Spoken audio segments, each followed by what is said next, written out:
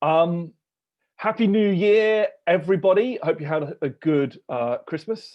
We are back on Zoom, so we thought after the kind of like the marginal success of our Christmas Zoom double act, we'll see if we can kind of use this format for the chain as well. So this is our first film of 2021 from the chain. So it's my pick, following on from Wayne's last pick last time. So Wayne, remind us what your last pick was. My last pick was, what was it? Oh I yeah, thought you John would know this. Huston's. I know. John Huston's The Man Who Would Be King. Brilliant. So great, great film that we showed at the end of last year with Michael Caine and Sean Connery as a pair of adventurous con artists, essentially. So that is a theme that I have gone with. So con artists, and I have chosen the brilliant Preston Sturges comedy, The Lady Eve. And quite often in the past, we have started the new year with kind of like a breezy Hollywood classic. So this is definitely no exception. So what are some of the ones we've had in the past, Wayne? Sunset Boulevard? Yeah. Some Like It Hot, I think, at the beginning of the year. No, we've never shown Some Like It Hot. Have we not? Okay, that'll be a good one. Yeah, it'll be a good one. We've never shown it though. And then what was there was a big the comedy, the well, we had to sit on at the back, the Lubitsch comedy. Oh yeah, To Be or Not to Be. To Be or Not to Be. So yeah, so this is very much in that sort of comedy vein. So yeah, Lady Eve, third film directed in this kind of amazing purple patch that Preston Sturges had. Started in 1940 with Christmas in July and The Great McGinty, and then this film came out in 1941, and then later in 1941 he made Sullivan's Travels, which we showed at Film Club a few years ago. This is better than Sullivan's Travels. I think this is definitely the Sturges film I've now seen the most times, and yeah, I think it's better than Sullivan's Travels. Yeah, I didn't like Sullivan's Travels.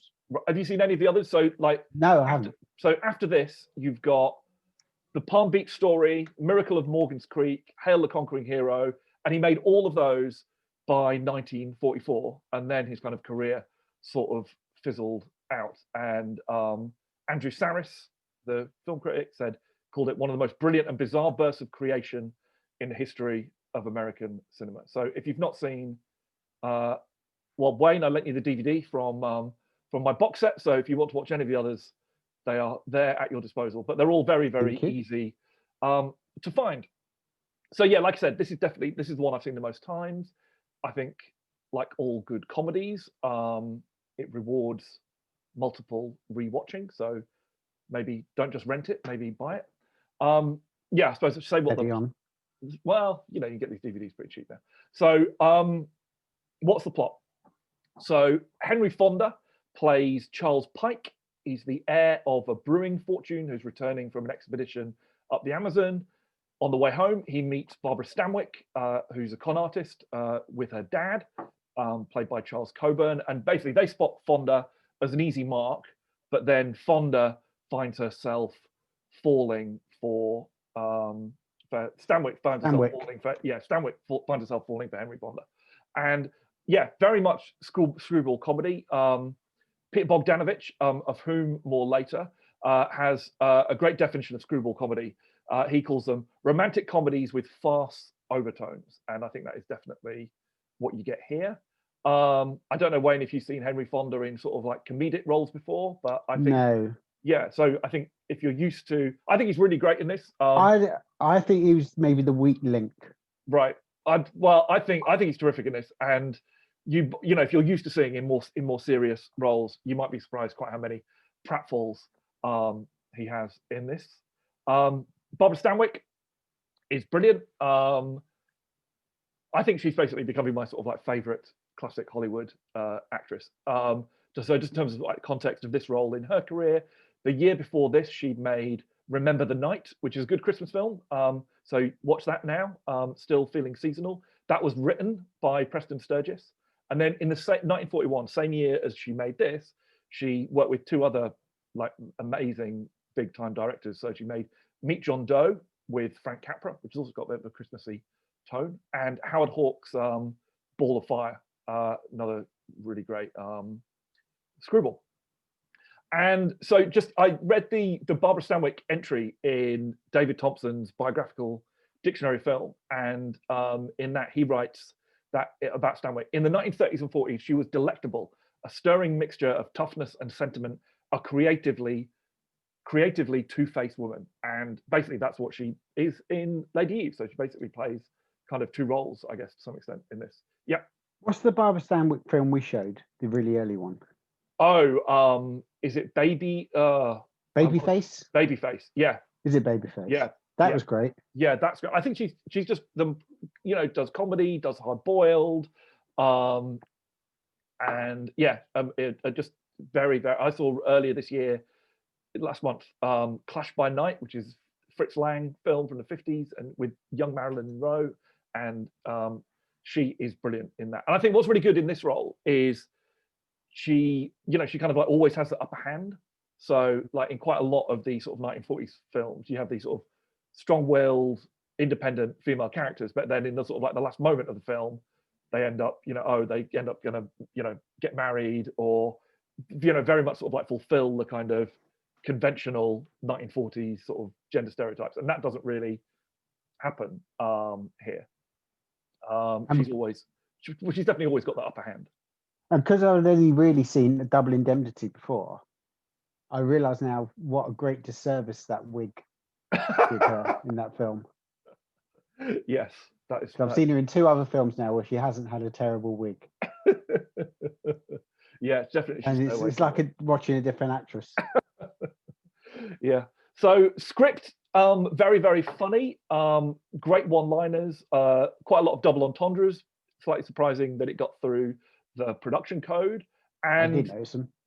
There's some really good. There's a bit where she says, I can't remember what he's sort of saying, and then he goes, "Why don't we just go to bed?"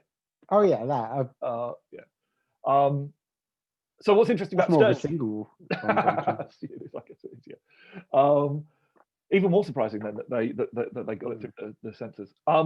So interesting about the way Preston Sturges wrote. He didn't really write his scripts like by hand. He dictated them. And so I think a lot of people said that's what made actors found it very, very easy to like learn his lines. It's very speakable. Sounds very natural. This is a quote from the review in New Republic magazine at the time when the film was released, about the script. The lines are what people might say, and in spite of comedy's formalizations, most of the things are what people might do. So yeah, that's a bit of context. Do you want to hear some interesting facts, Wayne? Yes, please. So I think you'll like this one. So Preston Sturges had quite. And I've got some interesting questions. Oh, okay. Oh, put me on the spot. We'll do the facts first because okay. They may answer my questions. Okay, let's hope so. Although then, if I don't know, now I'm worried I won't know the answers. So Preston Sturges had quite kind of a complex upbringing. His mother married many times, and one of her partners, she had a relationship with Aleister Crowley. Ooh. Yeah. And interestingly, Aleister Crowley was also the heir to a brewing fortune. So I think we can probably assume that that's where he got the idea for Fonda being the heir to a brewing fortune. Fonda slightly less diabolical than. Yes, but Aleister Crowley. Snake. Yeah, true. So the costumes. There's a snake in the film, we should point out. The costumes are by Edith Head, legendary costume designer. Mentioned her countless times in film club intros. Had an incredible 50-year career. Do you remember what her last film credit was? Mentioned reasonably recently in an intro. Yes. I'm gonna have to hurry you. I can't remember. I don't remember you saying. I didn't remember the name, but I remember you going on about costumes. Dead Man Don't Wear Plaid. Ah. So yeah, so they went to her because she made all of these amazing costumes in the 40s. So she designed these costumes for Barbara, all the costumes, but designed a costume for Barbara Stanwyck, and really changed the public perception of Stanwyck, because this is the first time she'd been dressed in kind of this sort of glamorous way. and so Edith Head was kind of contracted to Paramount Pictures for decades, but after Lady Eve, other studios would loan her out, will loan her from Paramount just to design costumes for Barbara Stanwyck.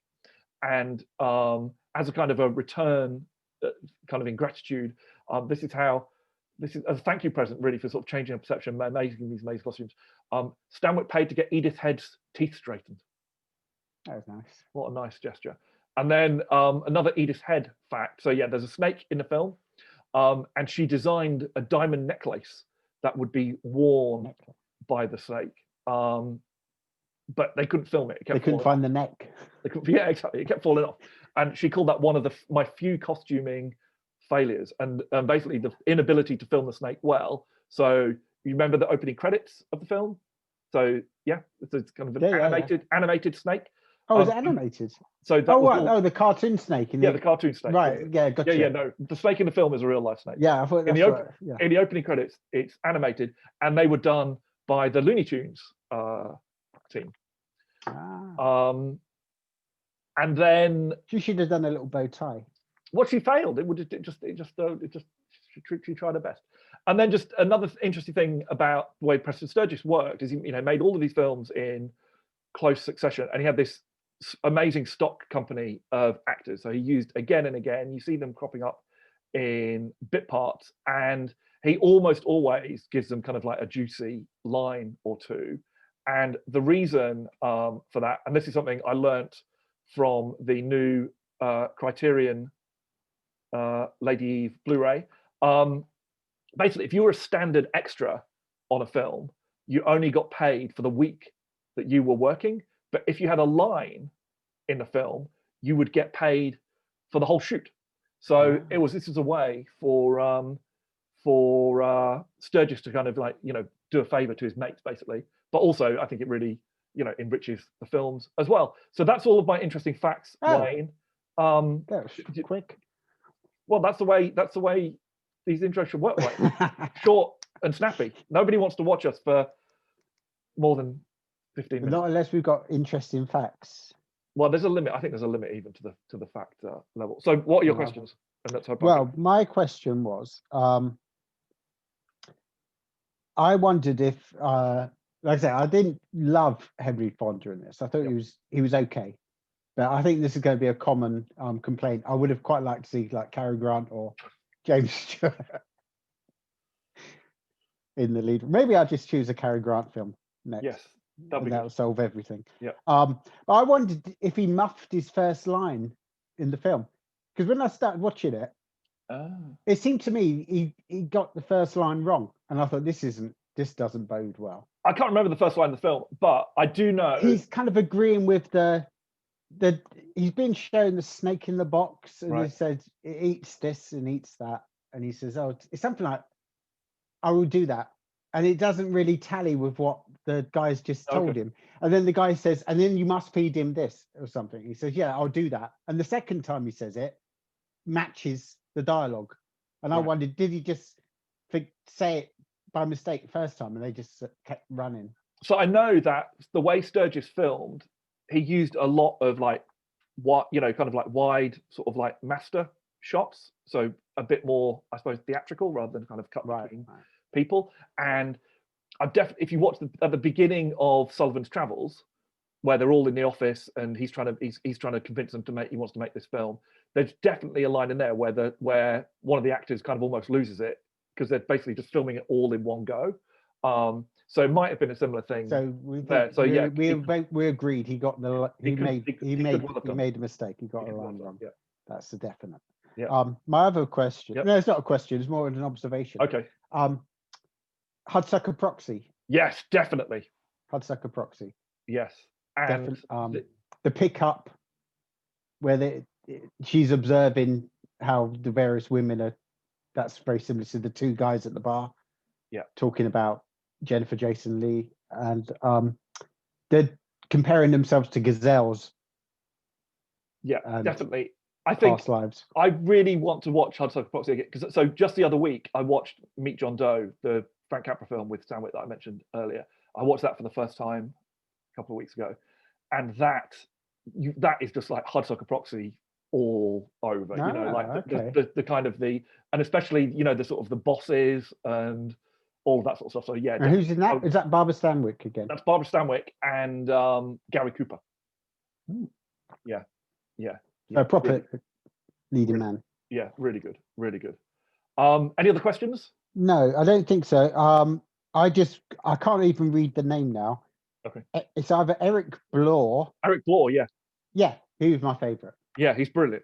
He's fantastic. He plays the sort of how would you describe him? Kind of sort of OTT fake lord. Yeah. With a monocle.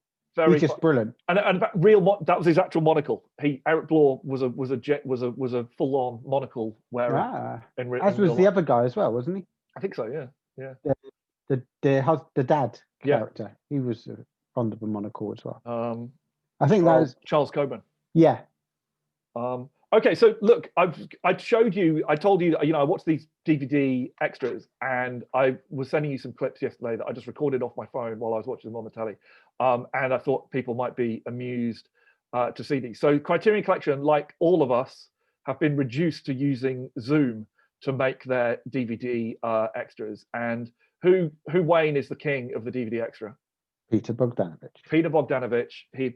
I'm sure he's done more DVD extras than anybody else. So I'm going to share my screen and just show you this clip. But basically, it's a Zoom conversation about the film that is hosted by Tom Sturgis, who is Preston Sturgis's son.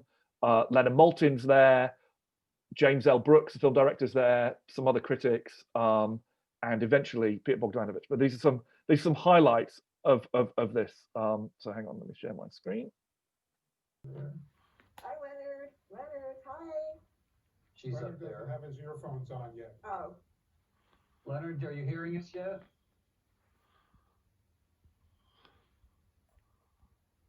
That part didn't make it, but everything was just like perfect in this film. Joining you a bit late because I couldn't figure out how to do the Zoom business. Hey, Peter Bogdanovich. Hi. I'm surrounded by pals. We've only just asked one question. The actor's real personalities is part of the characters he wrote. And you can write it a lot easier if if you work with them a lot of time. You get to know the people. And part of ignore that. How can I? Sorry. Somebody's supposed to get the phone. Anyway.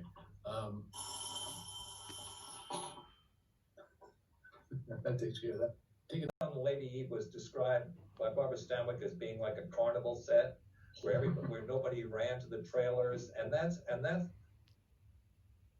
oh shit. I just lost Jim. What happened? Jim, you froze up, bud. Oh, God, that was was that the most beautiful speech? It was like if you're getting your PhD in movies. Hey, thank you. By the way, great, and thank you so much.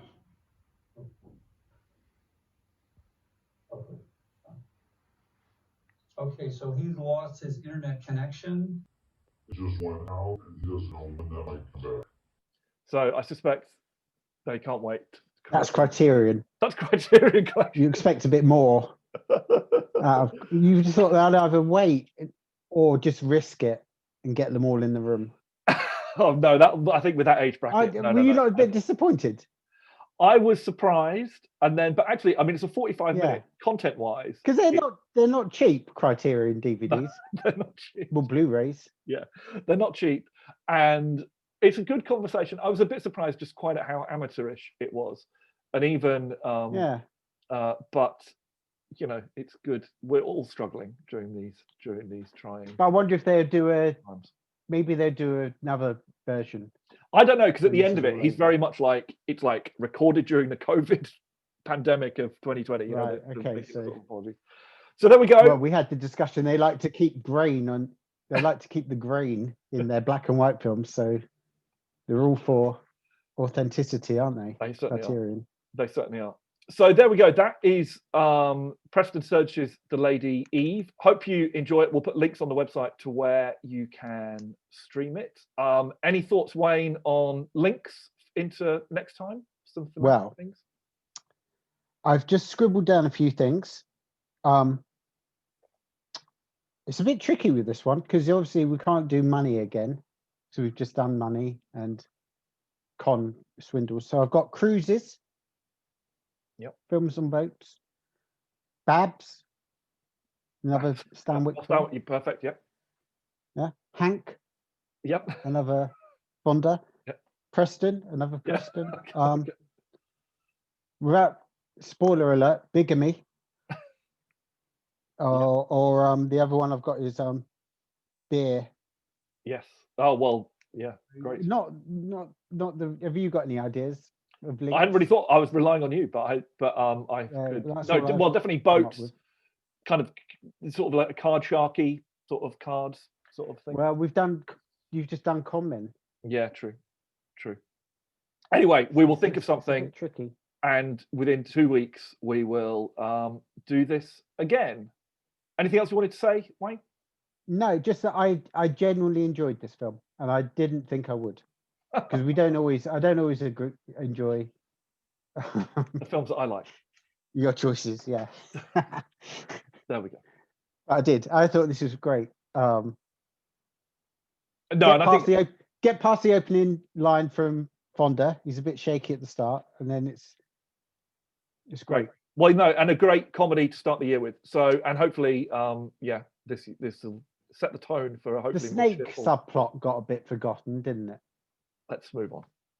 Yeah. Okay, everybody. Very good. Vinny well. Yeah. We'll speak to you soon. Cheerio.